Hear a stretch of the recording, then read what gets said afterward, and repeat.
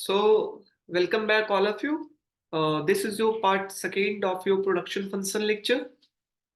In first part, we discuss about what is production function, how we mathematically represent a production function, what is marginal physical product of labor and capital, what is marginal productivity, how marginal productivity diminishing, कैसे हम find कर सकते हैं कि marginal productivity जो है वो diminished होगा, right? उसके बाद हमने देखा what is isoquant, what is the properties of isoquant, and what is the slope of isoquant, that is known as MRT's marginal rate of technical substitution, and what is the relationship between MRTS and marginal productivity. ठीक है, तो marginal productivity और MRTS के बीच का relation क्या है? That is MRTS is equal to marginal productivity of labour by marginal productivity of capital. Got it? तो ये रिलेट आप कर सकते हैं इंडिफरेंस कर्व का जो रिलेशन था उससे. ठीक है, अब कैसे ये निकला नहीं निकला, this is not important for your exam. Derivation तो आपसे पूछेंगे नहीं, तो वो पढ़ना काय का. ठीक है, wastage of time, wastage of timing, सब चीज. तो अब हम आगे बात करने जा रहे हैं इसके अंदर रिटर्न टू स्केल का. ठीक है, हम इस लेक्चर को स्टार्ट करने जा रहे हैं कहां से? Return to a scale. Return to scale. अब देखिए, अगर आप इनपुट को इंक्रीज करते हैं, लाइक के और एल को आप इंक्रीज कर रहे हैं, तो आपका आउटपुट कितना प्रोपोर्शन में इंक्रीज हो रहा है? हो सकता है वो ज्यादा प्रोपोर्शन में इंक्रीज हो.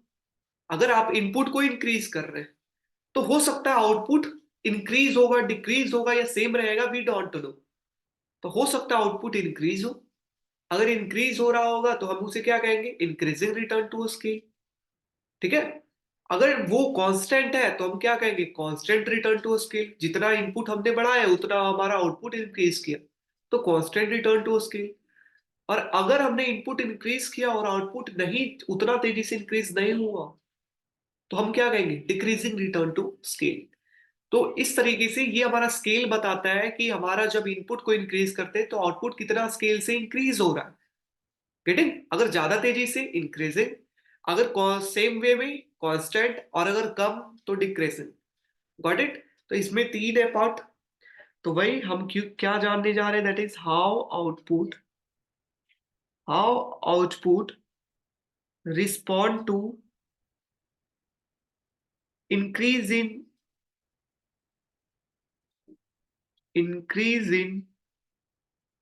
All input together. जब हम पूरे सारे इनपुट को एक साथ इंक्रीज कर रहे हैं तो आउटपुट कैसे रिस्पॉन्ड करता है, वो कौन बताता है? रिटर्न टू स्केल बताता है.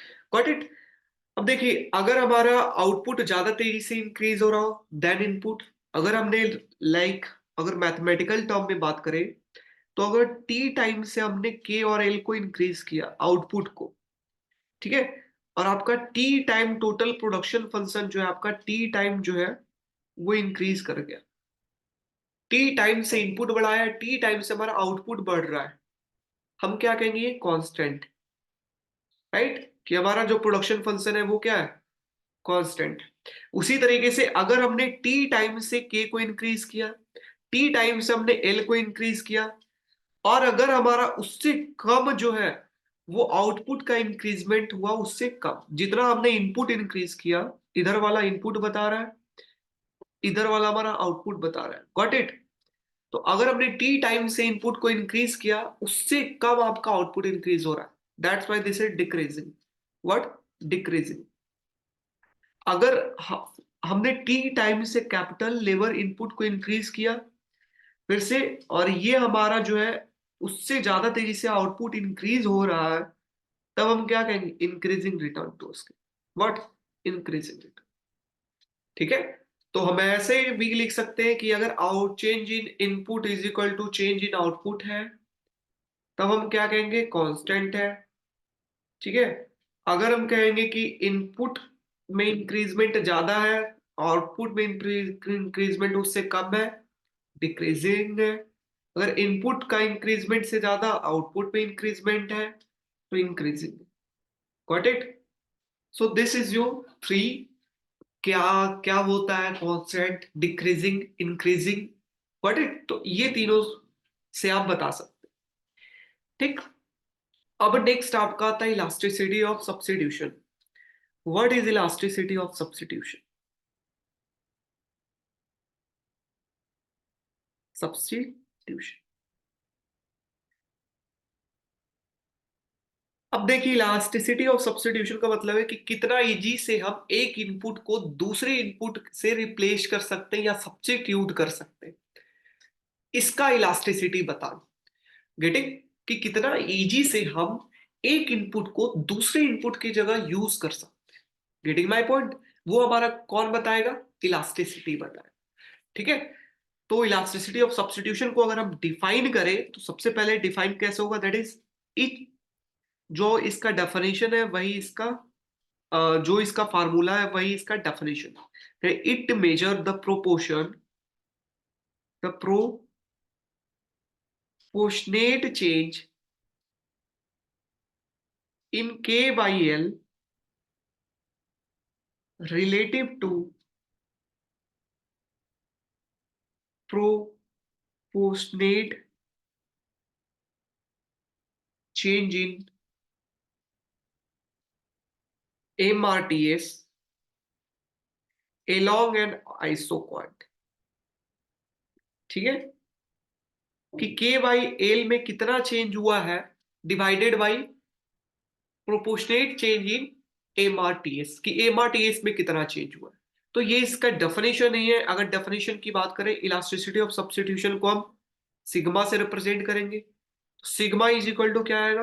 That is proportionate change, that is percentage change in what? k by l by what? Percentage change in what? RTS, MRTS, right? अब परसेंटेज को हम ऐसे भी लिख सकते हैं कि k by l, है ना? हम परसेंटेज को ऐसे भी लिख सकते हैं कि change in k by l by k by l, right? By, हम ऐसे भी इसे लिख सकते हैं change in MRTS by MRTS।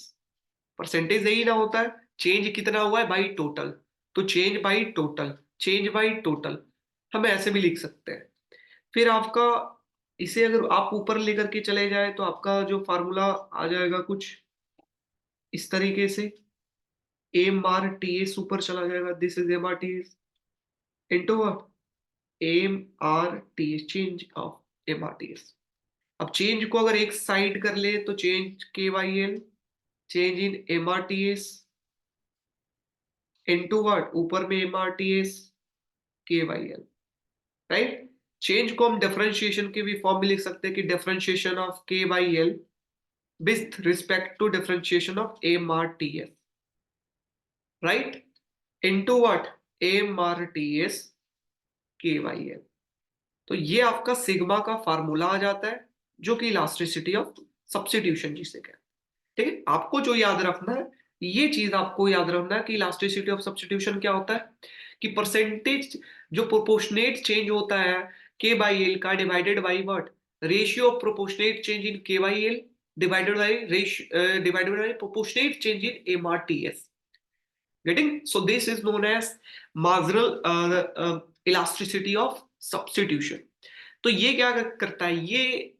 ये फ्री मेजर करता है कि कितना आपका रिस्पॉन्सिवनेस है जब आप एक इनपुट को दूसरे इनपुट के साथ सब्स्टिट्यूट करते हैं तब। इसका काम ये है कि हम एक इनपुट को दूसरे इनपुट के साथ हम क्या करें? यूज करें, तो क्या हमारा होगा? ठीक है ना, कि क्या हमारा रिस्पॉन्सिवनेस होगा, जो हमें बताएगा इलास्टिसिटी ऑफ सब्स्टिट्यूशन। ठीक है, तो सारे फार्मूला को हम एक जगह लिख लें ताकि आपके लिए इजी हो। तो elasticity of substitution is equal to percentage change in k by L by percentage change in MRTS। ठीक है, इसे मैं ऐसे भी लिख सकते हैं, delta k by L delta differentiation of MRTS into what? MRTS k by L, right? इसे हम लॉन करके भी लिख सकते हैं, लॉग में भी लिख सकते हैं, k बाई एल और d लॉग कितना? MRTS। तो ये सारा फार्मूला जो है उसी का है। ठीक है, किसका? मार्जिनल रेट ऑफ सब्स्टिट्यूशन का। Okay, got it. अब देखिए यहां पर आपको कुछ प्रॉपर्टीज जो वन लाइनर है वो आपको याद रखना है। What is the properties? ठीक है, प्रॉपर्टीज है कि अगर कोई भी प्रोडक्शन फंक्शन होमोथेटिक है, होमोथेटिक का मतलब मैंने आपको बताया था। होमोथेटिक का मतलब होता है, व्हाट इज होमोथेटिक फंक्शन? होमोथेटिक फंक्शन वो होते हैं कि लाइक ये अगर हमारा वहां पर इंडिफरेंस कर्व था, यहाँ पर आइसो क्वांट है, और अगर हमारा कोई भी रे ऑरिजिन से निकले, ठीक है, ऑरिजिन से निकले तो आइसो क्वांट को सिर्फ एक पॉइंट पे कट करे। कितने पॉइंट पे? सिर्फ हमारा एक पॉइंट पे कट करते हुए जाए। कोई भी रेडियल रे जो है ऑरिजिन से निकले, और अगर आइसो क्वांट को सिर्फ एक पॉइंट पे कट कर रहा है, तो हम क्या कहते हैं? ये होमोथेटिक प्रेफरेंस है। Getting my point? Homothetic preference है। साथ ही साथ ये जो है ये क्या है? मोनोटोनिक है। मोनोटोनिक, मोनोटोनिक ट्रांसफॉर्मेशन मतलब ये जस्ट इसका क्या है, देख सकते हो, शिफ्ट है कि जितना स्लोप इसका है, द स्लोप जो आपका ये आइसो क्वांट का है I1 का, उतना ही I2 का है। तो स्लोप आपका क्या है? सेम है ये दोनों पॉइंट के ऊपर। तब हम कहते हैं अच्छा ये होमोथेटिक है। अब देखिए अगर कांस्टेंट रिटर्न टू स्केल की बात करते हैं, कांस्टेंट रिटर्न टू स्केल, तो कांस्टेंट रिटर्न टू स्केल के अंदर क्या होता है कि जितना इनपुट इंक्रीज हो रहा है उतना ही आउटपुट इंक्रीज हो रहा है। That is change in input is equal to change in output. तो आपका जो स्लोप होगा वो बिल्कुल सेम रहेगा। लाइक हम अगर हमने इनपुट को इंक्रीज किया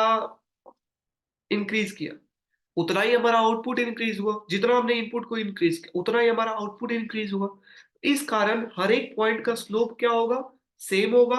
और हर एक पॉइंट जो है वो एक ही पॉइंट के ऊपर कट करेगा। हर एक आइसो क्वांट में एक ही पॉइंट के ऊपर ये जो लाइन आया है ऑरिजिन से, एक ही पॉइंट पे कट करेगा। दैट्स व्हाई वी से कि कांस्टेंट रिटर्न टू स्केल जो होता है वो क्या होता है? होमोथेटिक प्रेफरेंस होता है। होमोथेटिक प्रेफरेंस, गॉट इट? कि अगर प्रोडक्शन फंक्शन होमोथेटिक है, इसका मतलब क्या है कि जितने भी आइसो क्वांट है वो उसका स्लोप क्या है? सेम है।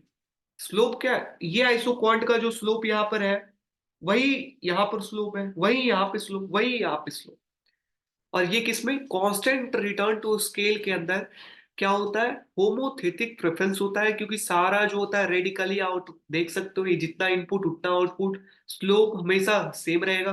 That's why constant return to scale is always a homothetic. ठीक है, हाँ, इसको मैं आपको लिख करके दे दे। That is if the production function,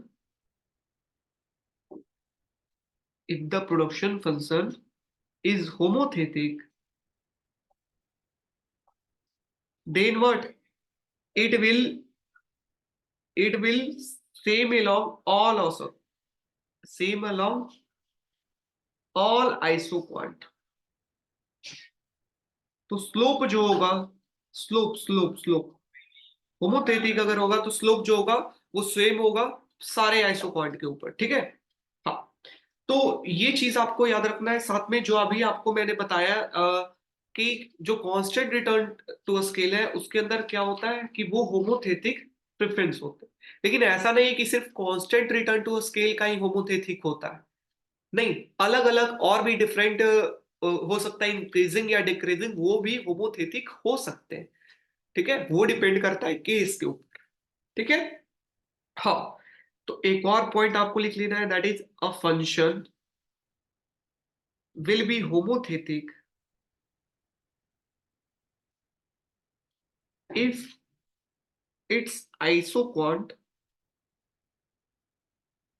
will be radical expansion of one another। मतलब एक आइसोक्वांट है तो उसी का रेडिकल एक्सपेंशन है ना, इसी का जस्ट एक्सपेंशन हो रहा है, इस एक्सपेंशन ऑफ वन अनदर।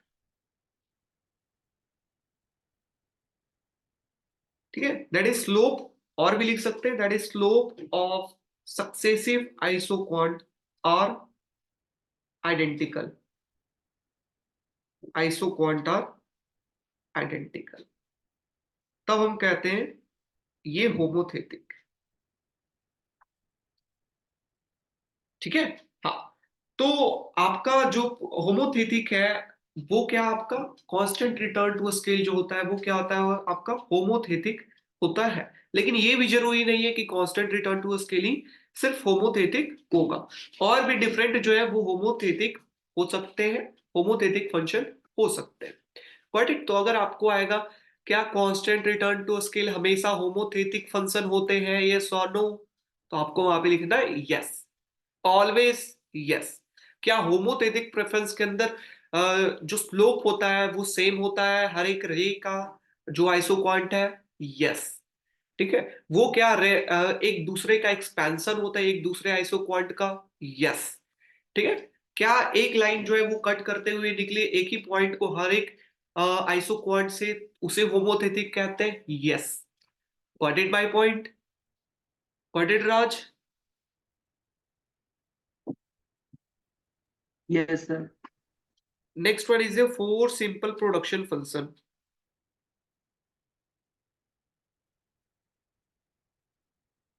अब फोर डिफरेंट प्रोडक्शन फंक्शन के लिए हम देखेंगे मार्जिनल। हेलो। हाँ जी, आवाज आ रही? हेलो।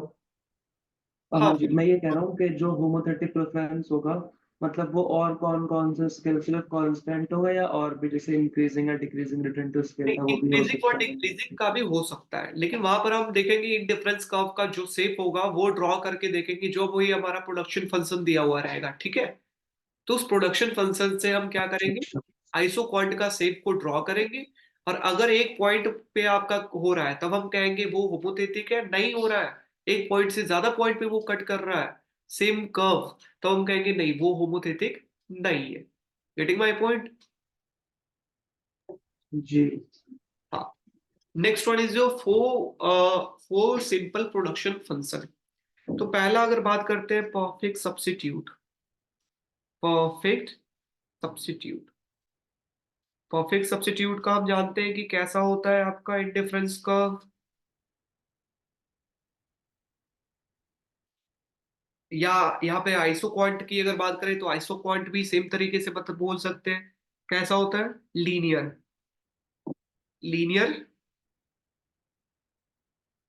ठीक है ना, लीनियर स्ट्रेट लाइन जो होता है इसका आइसोक्वांट। तो इसका इलास्टिसिटी ऑफ सब्स्टिट्यूशन क्या होगा, that is your sigma, sigma की वैल्यू क्या हो। तो देखिए परफेक्ट सब्स्टिट्यूट के अंदर क्या होता है कि जो एम आर टी एस होता है, एम आर टी एस, वो क्या होता है, zero. M R T S की वैल्यू क्या होती है, जीरो। ठीक है। परफेक्ट सब्स्टिट्यूट के अंदर क्योंकि स्लोप इसका क्या है, zero, that's why M R T S आपका क्या है, जीरो। अगर M R T S zero है तो हमें पता है कि यहाँ पर हम क्या फार्मूला क्या जानते हैं, differentiation of K by L, differentiation of M R T S. ठीक है। इनटू व्हाट, या M R T S zero या कांस्टेंट भी कह सकते हैं कि कांस्टेंट होता है, लाइक वन होगा, टू होगा, कि एक कैपिटल एक लेवर के लिए सब्स्टिट्यूट हो रहा है, राइट। दो कैपिटल दो लेवर के लिए सब्स्टिट्यूट हो रहा है तो दो भी हो सकता है, तीन भी हो सकता है, तो ये कांस्टेंट कोई नंबर होता है। ठीक है, जो एम आर टी एस होता है। तो ये आपका फार्मूला है बाई कितना, के बाई एल। अब अगर एम आर टी एस आपका कांस्टेंट है, और आप अगर कांस्टेंट का डिफरेंशिएशन, सपोज ये कांस्टेंट वन है, अगर वन का आप डिफरेंशिएशन करते हैं किसी भी चीज के रिस्पेक्ट में, तब इसका वैल्यू हमेशा कितना आएगा, जीरो। कितना, जीरो। ऑलवेज कांस्टेंट का डिफरेंशिएशन जीरो। आप देख सकते हो ये डिफरेंशिएशन एमआरटीएस का क्या आएगा भैया, जीरो। और ये क्या है, डिनोमिनेटर में। अगर डिनोमिनेटर में है तो कुछ भी डिनोमिनेटर में ऊपर कुछ भी रहे, डिनोमिनेटर अगर जीरो है तो ओवरऑल वैल्यू को क्या बनाएगा, इन्फिनिटी। क्या बनाएगा, infinity. That's why marginal rate of substitution for perfect substitute good is what, infinity. Getting my point, क्या होता है, इनफिनिटी, बिकॉज एमआरटीएस कांस्टेंट होता है, उसका डिफरेंशिएशन करेंगे तो आपका जीरो आएगा, जीरो डिनोमिनेटर के अंदर है, that's why this is infinity. Got it? Okay. Next one is your perfect complement, perfect complement. तो परफेक्ट कॉम्प्लीमेंट का केस में क्या हो, हमें पता है कि परफेक्ट कॉम्प्लीमेंट अगर आपका आइसोक्वांट है तो उसका शेप कैसा होगा, जैसा आपका इंडिफरेंस कर्व के अंदर था।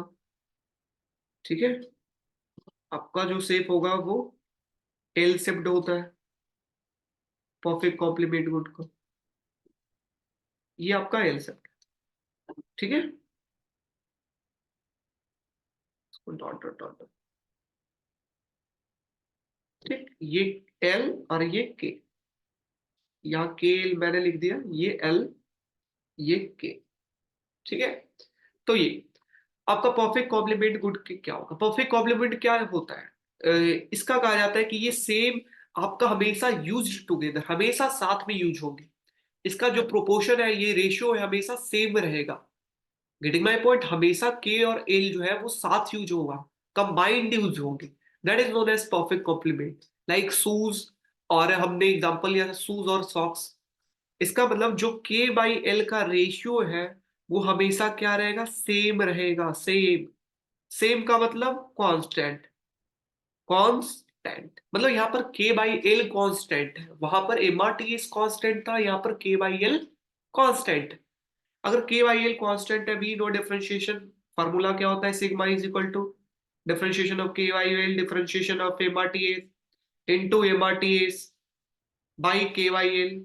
अब के बाई एल अगर कांस्टेंट है तो के बाई एल का डिफरेंशिएशन कितना होगा, जीरो। जीरो कहाँ होगा, ऊपर, बाकी टर्म हमें नहीं पता है। अब हमें पता है न्यूमरेटर में जीरो है, अगर न्यूमरेटर जीरो है मीन्स ओवरऑल वैल्यू कितना होगा, जीरो।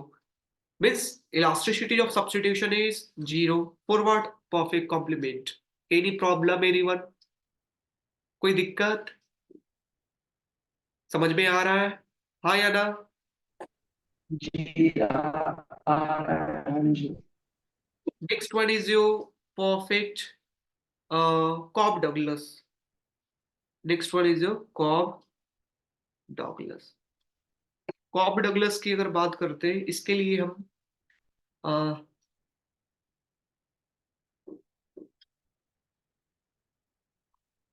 दिस इज योर, ये आपका जो आएगा वो आइसोक्वांट का कर्व आ गया, राइट। ये आपका एल, ये आपका के। ठीक है, अब यहां से आपका यहाँ पे पता करना है कि what is the elasticity of substitution. तो कॉब डगलस का ये प्रॉपर्टी होता है कि जो एमआरटीएस की वैल्यू होती है ना, एमआरटीएस की वैल्यू वही के बाई एल की वैल्यू होती है, जो एमआरटीएस की वैल्यू होती है वही के बाई एल की वैल्यू होती है। ठीक है ना, कॉब डगलस का ये प्रॉपर्टीज होता है कि जो जो चेंज हो रहा है, कि एक यूनिट चेंज होने के कारण एल में कितना चेंज हो रहा है, तो वो आपका एमआरटीएस और के बाई एल का वैल्यू बिल्कुल सेम होता है। That's why your elasticity of substitution for Cobb Douglas is one. कितना, वन। तो आपका सीधा वन लाइनर बनाएंगे कि बताइए कॉब डगलस फंक्शन के लिए इलास्टिसिटी ऑफ सब्स्टिट्यूशन कितना होगा, तो आपको डायरेक्ट लिख करके आना है कितना, वन। या वहां पे कॉब डगलस अगर नहीं देंगे तो कहेंगे अगर प्रोडक्शन फंक्शन आपका दिया हुआ है, लेट सपोज आपका प्रोडक्शन फंक्शन दिया हुआ है ए अल्फा बी बीटा। ठीक है, इसके लिए बताइए, या K alpha B beta L beta, तो इसके लिए आप बताइए इलास्टिसिटी ऑफ सब्स्टिट्यूशन क्या हो। तो ये आपको पहचान जाना है कि ये जो प्रोडक्शन फंक्शन है वो किसका है, कॉब डगलस का है। ये जो यूटिलिटी फंक्शन है किसका है, कॉब डगलस का है। और इसके लिए इलास्टिसिटी ऑफ सब्स्टिट्यूशन कितना होता है, वन होता है। गॉट इट, यहां पर आपका मीन करके दे। Hello sir. हाँ जी बोलिए। मैं ये कह रहा हूँ जो एम आर टी एस है वो के बाई एल के इक्वल, मतलब कैसे, एक बार इसको थोड़ा डेमोन्स्ट्रेट करेंगे आप? कॉब डगलस का ये प्रॉपर्टीज ही होता है ना, कि जो जो रेशियो एमआरटीएस इसका होता है हर एक पॉइंट का क्या होगा, सेम होगा। और जो सब्स्टिट्यूट कर रहे हैं यहाँ पर वही रेशियो होगा के बाई एल का। This is the property of the Cobb Douglas function. ठीक है, कि जो अच्छा एमआरटीएस अच्छा। होता है वही के बाई एल होता है। हाँ जी। ठीक है, that's why this is equal to one. ठीक, जब आप डिफरेंशिएशन करेंगे के बाई एल का हाँ, विद रिस्पेक्ट टू, और ये जो ए अल्फा बी बीटा, ये आपका तो कॉप डगलस का फंक्शन है। हम यूटिलिटी फंक्शन अगर कॉप डगलस का लिखते हैं तो क्या लिखते हैं, अल्फा बीटा, है ना। ये आपका तो कॉप डगलस का यूटिलिटी फंक्शन है, राइट। इसको अलग अलग वे में लिख सकते हैं। कभी के, वहां पर हम लिख रहे थे x1 अल्फा x2 बीटा, तो this is your utility function. ये आपका यूटिलिटी फंक्शन है जिसको हाँ पहचान। नहीं सर, मैं ये नहीं कह रहा था, मैं ये कह रहा था कि मतलब अल्फा बीटा की तो वैल्यू मतलब कुछ दे सकते हैं ना, ये कह रहा हूँ मैं। हाँ, अल्फा बीटा की भी वैल्यू कुछ दे सकते हैं। Getting my point. अगर मगर उनका मतलब सम वन होना चाहिए है ना? नहीं, आगे मैं आपको बताता हूँ कि सम वन है या ग्रेटर देन है, तब हम उसे क्या कहेंगे, ठीक है। यही यहीं पे मैं बता देता हूँ, यहीं पे ये चीज, ठीक है। ठीक है। Let suppose this is your production function, function of capital and labour का है। और ये आपका दिया हुआ है ए, यहाँ पे क्या है, टेक्नोलॉजिकल प्रोसेस को, प्रोग्रेस को ए से रिप्रेजेंट किया जा रहा है। कैपिटल का प्रोपोर्शन अल्फा है और लेबर के ऊपर प्रोपोर्शन बीटा है। सो ये आपका दिया हुआ, ठीक है। अब ये आपने जो कहा कि अल्फा प्लस बीटा की वैल्यू वन आ सकता है, तो अगर अल्फा प्लस बीटा की वैल्यू वन है तो हम इसे क्या कहेंगे, कांस्टेंट रिटर्न टू स्केल। क्या कहेंगे, कांस्टेंट रिटर्न टू स्केल, ठीक है। If alpha plus beta is equal to one, then this is a constant return to scale. If alpha plus beta is greater than one, then this is known as what, increasing return to scale, increasing return to scale, ठीक है।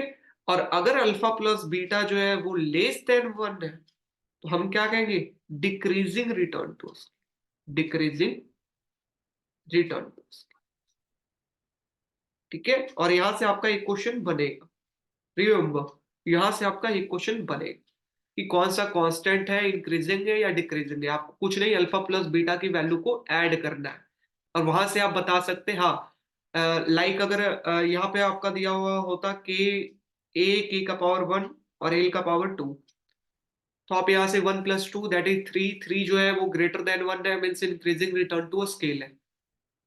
अगर आपका दिया होता K का power one by four और L का power one by two, तो आप के अल्फा बीटा को अगर ऐड करेंगे तो वन बाई फोर प्लस कितना, वन बाई टू, ये अगर आप करेंगे तो आपका थ्री बाई फोर आएगा। तो थ्री बाई फोर आपका क्या है, less than one, that is decreasing return to scale है। अगर के का पावर वन बाई टू है, एल का पावर वन बाई टू है, ठीक है, के का power one by two, L का पावर वन बाई टू, तब हम क्या करेंगे, दोनों को ऐड करेंगे तो आपका वैल्यू वन आएगा। तब हम कहेंगे कांस्टेंट रिटर्न टू स्केल, सीधा देख करके। Getting my point, okay Rajveer. Yes. हाँ जी, और ये जो के अल्फा और बीटा है, इसके साथ में जो ए है, ये क्या चीज है? Again please please repeat. A is your जो A ये is your है ना technological production progress, function. Technological progress. Technology के कारण अगर कोई चेंज आए, इनिशियली इसको कांस्टेंट माना जाता है, लेकिन ओवरऑल इसे इंक्लूड किया जाता है कि टेक्नोलॉजी के कारण कोई अगर इफेक्ट आ रहा है उसे ए के अंदर रिप्रेजेंट कर। आगे हम पढ़ने जा रहे हैं कि इसका इफेक्ट क्या होगा आइसो क्वांट के ऊपर, okay. This is your technological progress. So अब हमें बात करना है टेक्नोलॉजिकल प्रोग्रेस का, what is the effect of technology. ये जो ए है इसका क्या इफेक्ट है, लॉजिकल, टेक्निकल प्रोग्रेस या टेक्नोलॉजिकल प्रोग्रेस। जो ए है इसका क्या इफेक्ट होगा आइसो क्वांट के ऊपर, ठीक है। तो हम सबसे पहले आइसो क्वांट आपका ड्रॉ कर लेते हैं। सो दिस इज जो आइसो क्वांट इनिशियली, ये के और एल, ठीक। अब आपका टेक्नोलॉजी जो है वो इंक्रीज हो गया, ठीक है। पहले जो है वो कोई एक मशीन जो है एक घंटे के अंदर पांच जो है क्लॉथ को प्रोड्यूस करती थी, सिर्फ फाइव क्लॉथ। अब नया मशीन आया, एक घंटे के अंदर वो 100 क्लॉथ को प्रोड्यूस कर रही है, ठीक है। सेम कैपिटल और लेबर का इस्तेमाल करके वो 100 क्लॉथ को प्रोड्यूस कर रही है। ठीक है। तो अब 5 क्लॉथ को प्रोडक्शन के लिए हमें कैपिटल और लेबर की कम जरूरत पड़ेगी, जितना पहले जरूरत था। कि हमें पहले जरूरत था कि 5 कैपिटल चाहिए, 5 लेबर चाहिए। हमें 5 यूनिट, अगर हमें यूनिट 5, अगर हमें कपड़े का यूनिट प्रोडक्शन करना है, क्लॉथ का यूनिट, तो ठीक है। बट अब यही 5 यूनिट के लिए हमें 5 नहीं चाहिए, उससे भी कम हमें चाहिए, और हम प्रोडक्शन कर सकते। मतलब हम के बाई एल अगर हम कम भी ले, लाइक दिस, अगर उसका कॉम्बिनेशन कम भी ले तो हम 5 यूनिट प्रोडक्शन कर सकते हैं। तो इसका मतलब क्या है कि जब आपका टेक्नोलॉजिकल प्रोग्रेस होगा तो आपका आईसो क्वांट किधर की तरफ शिफ्ट करेगा, ऑरिजिन की तरफ। किधर की तरफ, ऑरिजिन की तरफ। गेटिंग। तो ये हल्का सा अपोजिट व्यू से है, लेकिन ये इंपॉर्टेंट है ना, कि आईसो क्वांट आपका अपवर्ड नहीं जाएगा, ये डाउनवर्ड जाएगा। गेटिंग। जब आपका टेक्नोलॉजिकल प्रोग्रेस होगा तो, बिकॉज अब कम कैपिटल और लेबर का इस्तेमाल करके हम आउटपुट को प्रोड्यूस कर सकते हैं। दैट्स व्हाई आइसो क्वांट आपका शिफ्ट किधर की तरफ होता है, टुवर्ड ऑरिजिन। ओके। तो मैं एक लाइन में यहाँ पे आपका लिख देता हूं, दैट इज टेक्नोलॉजिकल टेक्निकल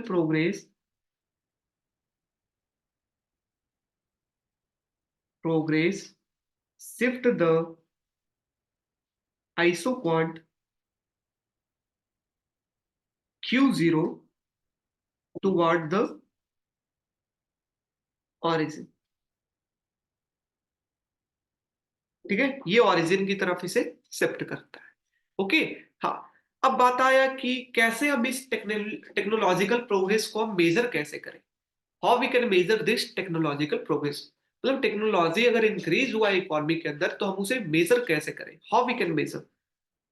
तो मेजरिंग टेक्निकल प्रोग्रेस।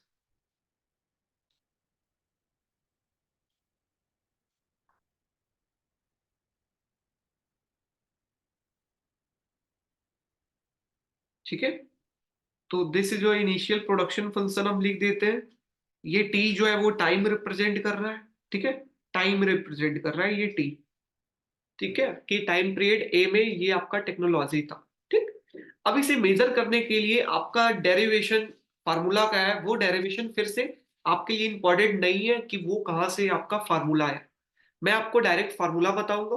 क्या डेरिवेशन है वो आपके एग्जाम पॉइंट ऑफ व्यू से बिल्कुल इंपॉर्टेंट नहीं है। तो कैसे हम मेजर करेंगे, उसका जो फार्मूला है वो आपका ये रहा। ठीक है, कि आपका आउटपुट में कितना ग्रोथ हुआ। ठीक है, टेक्नोलॉजी के कारण आउटपुट में कितना ग्रोथ हुआ, वो आपका टेक्नोलॉजी में कितना ग्रोथ हुआ उसका, प्लस क्या, elasticity of output with respect to capital. कि कैपिटल के साथ इलास्टिसिटी कितनी, वो इनटू क्या, ग्रोथ कैपिटल में कितना, plus elasticity of output with respect to labour. Labour के साथ इलास्टिसिटी इनटू लेबर में कितना ग्रोथ हुआ। Okay. So this is your formula, जिससे हम फाइंड करेंगे क्या, कि ग्रोथ हमारा आउटपुट में कितना हुआ। हम एक आपको न्यूमेरिकल सॉल्व करके भी बताएंगे कि कैसे आपको सॉल्व करना है। ठीक है, दिस इज योर इलास्टिसिटी। ये आपका क्या, इलास्टिसिटी आउटपुट का कैपिटल के रिस्पेक्ट में। मतलब क्या, ये आपका बता रहा है कि percentage change in output by percentage change in capital. या इसे ऐसे लिख सकते हैं formula, del Q by Q, del K by K. ठीक है, डेल क्यू बाई डेल के, ऊपर में के बाई क्यू। तो ये आपका ये फॉर्मूला है इसके लिए। लेबर का अगर इलास्टिसिटी हम निकाले, आउटपुट में कितना चेंज हो रहा है लेबर के चेंज होने के कारण, that is elasticity. Percentage change in quantity by percentage change in labour, del Q by Q, del L by L. इसे आप अरेंज करें तो del Q by del L into L by Q. तो ये आपका फार्मूला। ठीक है, ये growth in output, growth in output ये बता रहा है जीक्यू। ये ग्रोथ इन टेक्नोलॉजी, टेक्नोलॉजी की वजह से कितना आपका चेंज हुआ है ये आपका बता रहा है। ये growth in capital, growth in capital, और ये growth in labour, growth in labour. Got it? So this is a formula. Let's solve one numerical, तब आपका कॉन्सेप्ट थोड़ा सा अच्छा होगा। आपका गिवन है, क्वेश्चन में आपका गिवन है कि ग्रोथ इन आउटपुट जीक्यू का वैल्यू गिवन है 2.75% पर ईयर। कि ग्रोथ आउटपुट के अंदर कितना है? 2.75%। ग्रोथ जो आपका दिया हुआ है, लेबर का जो ग्रोथ रेट है वो दिया हुआ है 1%। कैपिटल का जो ग्रोथ रेट है वो दिया हुआ है 1.75%। इलास्टिसिटी जो लेबर का दिया हुआ है आउटपुट के साथ वो है 0.65। और इलास्टिसिटी जो है वो कैपिटल के साथ दिया हुआ है 0.33। ठीक है। और हमसे पूछा क्या है? फाइंड, हमसे पूछा है find growth rate of what? हमें ऑफ दैट इज टेक्नोलॉजी। हमें ग्रोथ पूछा है किससे? टेक्नोलॉजी का कितना होगा ग्रोथ। ठीक है, जीए का वैल्यू पूछा है। गेटिंग? आउटपुट का वैल्यू दे दिया है, जीक्यू दे दिया, जीएल दे दिया है, जीके, इलास्टिसिटी दोनों का दे दिया। हमें टेक्नोलॉजी के कारण कितना ग्रोथ हुआ है वो हमसे पूछा गया है। हम क्या करेंगे? सारे को हम पुट करेंगे, वैल्यू सब्स्टिट्यूट आप कर दीजिए यहाँ पे। इसका वैल्यू 2.75, जीए का वैल्यू हमसे पूछा है, जीए लिख दीजिए। ई क्यू के का वैल्यू कितना दिया है? 0.33, 0.33। जी के का वैल्यू कितना दिया है? 1.75। अच्छा, ई क्यू एल का वैल्यू 0.65। अच्छा, जी एल का वैल्यू कितना दिया है आपका? 1 आपका। ठीक है। अब सारे को आप ऐड करके उधर साइड ले चले जाइए। ठीक है, ये आप मल्टीप्लीकेशन करने के बाद आप, तो ये आपका 2.75 जीए, ये एडिशन जब आप करेंगे, ठीक है, आप उधर लेकर के जाएंगे तो ये आपका कितना बन जाएगा? इसका वैल्यू आएगा 0.60। ठीक है, और इसका वैल्यू आपका आएगा 0.65 जब आप मल्टीप्लीकेशन करेंगे तब। ठीक है, बाकी इसको इधर लेकर के अगर हम जाए तो ये 2.75, और माइनस ये कितना आ जाएगा? ये दोनों को ऐड अगर कर ले 60 और 65 का, तो 1.25 बनेगा, राइट? हाँ, 125, 60 और 65 को ऐड करें 1.25, और इसे अगर हम करेंगे कैलकुलेट, दैट इज 1.50। तो 1.50 जो कि आपका टेक्नोलॉजी के कारण ग्रोथ रेट है। ओके, सो इस तरीके से हम फाइंड करेंगे कि क्या आपका टेक्नोलॉजिकल प्रोग्रेस के कारण कितना ग्रोथ रेट आया। Okay, so this is your part 2। Any doubt related to this lecture, this part? Any doubt? No sir.